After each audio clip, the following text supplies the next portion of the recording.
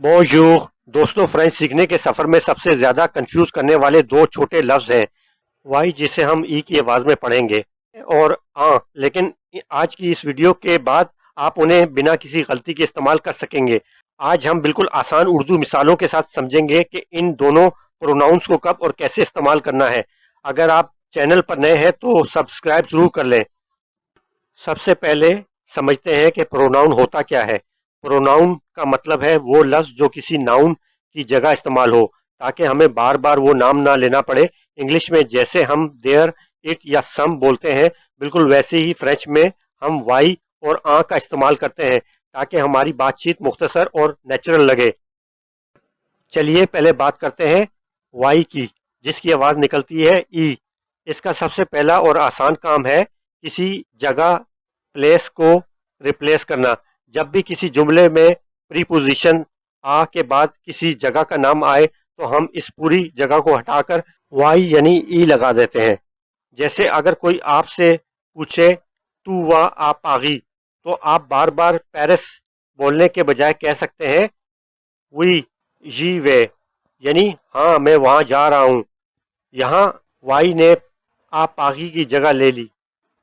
Y کا دوسرا استعمال تب ہوتا ہے جب ہم کسی چیز یا کسی خیال کی بات کر رہے ہوں جس سے پہلے آ آتا ہو۔ یاد رکھیں یہ انسانوں کے لیے استعمال نہیں ہوتا۔ مثال کے طور پر یو پانس آ مو ناونیخ، میں اپنے فیوچر کے بارے میں سوچ رہا ہوں۔ اگر آپ نے شارٹ میں کہنا ہو میں اس بارے میں سوچ رہا ہوں تو آپ کہیں گے جی پانس۔ کتنا آسان ہے نا۔ اب آتے ہیں ہمارے دوسرے پروناؤن پر۔ اس کی آواز آتی ہے آں۔ آں کا سب سے بڑا رول یہ ہے کہ یہ ہمیشہ اس ناؤن کو ہٹاتا ہے جس سے پہلے دو یا دو، دولا، دے لگا ہو۔ یہ عام طور پر کوانٹیٹی یعنی کسی چیز کی مقدار، سم یا اینی کو دکھانے کے لیے استعمال ہوتا ہے۔ مثال کے طور پر تو وہ دو کافے، کیا تمہیں کافی چاہیے؟ آپ جواب میں کہہ سکتے ہیں وی یاں وہ، یعنی ہاں مجھے کچھ چاہیے۔ یہاں آ نے دو کافے کو ریپلیس کیا۔ آ کا ایک اور بہترین استعمال نمبرز کے ساتھ ہوتا ہے۔ اگر آپ کسی چیز کی گنتی بتا رہے ہیں تو ناؤن کی جگہ آ لگائیں گے، لیکن نمبر کو جملے کے آخر میں ویسے ہی چھوڑ دیں گے، جیسے یہ توا پوم، میرے پاس 3 سیب ہیں۔ اگر سیب کا لفظ دوبارہ استعمال نہیں کرنا تو آپ کہیں گے ژان نے توا، یعنی میرے پاس ان میں سے 3 ہیں۔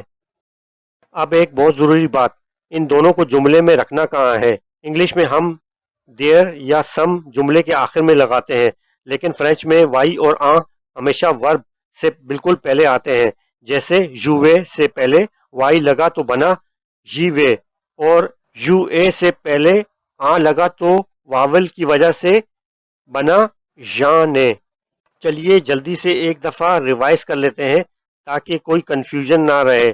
اگر جملے میں آ کے بعد کوئی جگہ یا چیز ہے تو آنکھیں بند کر کے وائی لگائیں، اور اگر جملے میں دو کے بعد کوئی چیز یا مقدار ہے تو وہاں آں کا استعمال کریں۔ اب آپ کی باری۔